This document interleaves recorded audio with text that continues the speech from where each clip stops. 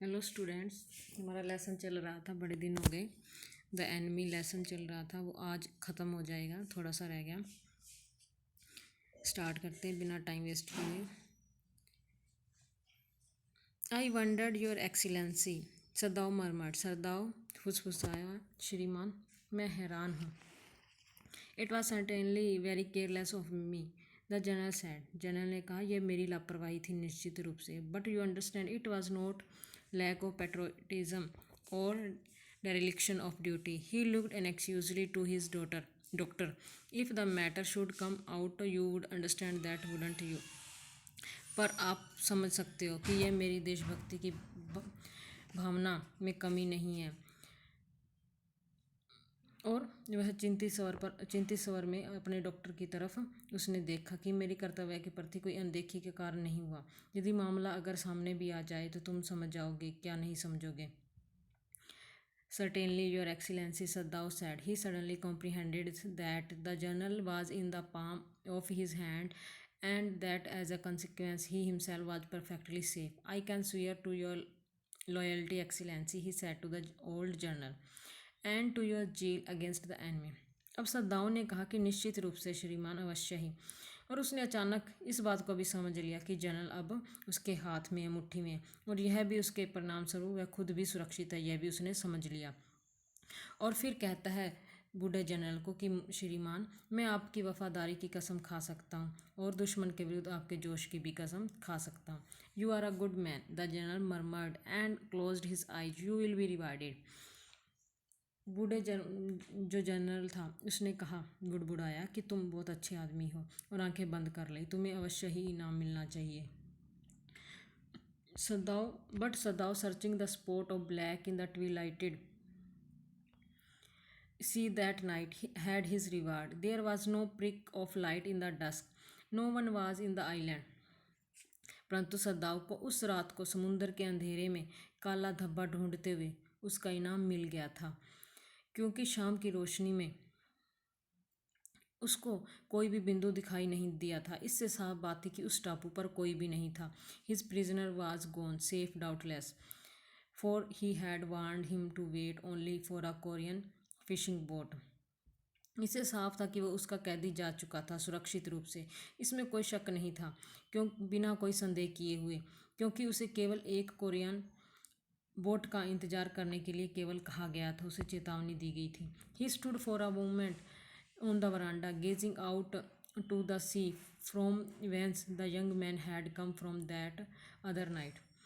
वह एक पल के लिए बरामदे में खड़ा रहा, समुंदर की ओर एक टकटकी देखते हुए, जहाँ से वो नौजवान व्यक्ति उस किसी दूसरी रात को यहाँ आया था। And into his mind, और उसके दिमाग में, आल दो विदाउट रीजन, यद्यपि कोई बिना कारण से ही, there came other white faces he had known, the professor at whose house he had met Hannah, a dull man, and his wife had been a silly, talkative woman, in the spite of her wish to be kind. फिर बिना किसी कारण उसके दिमाग में और कई गोरे चेहरे सामने आए जिन्हें वह जानता था। वह प्रोफेसर जिसके घर वो हाना से मिला था, वो बिल्कुल डल आदमी था, नीरस आदमी था, और उसकी पत्नी जो बहुत ज़्यादा बोलती थी, बातूनी थी, उसकी दयालु बनने की इच्छा के बावजूद भी। He remembered his old teacher of anatomy who had been so insistent on mercy with the knife, and that he remembered the face of his fat and slatternly landlady. फिर उसको अपने जो शरीर विज्ञान के बूढ़े अध्यापक की याद आई, जो चाकू के साथ दया के काम पर इतना आग्रह करते थे, और तब वह अपनी मोटी गंदी मकान मालकिन का चेहरा उसे याद आया।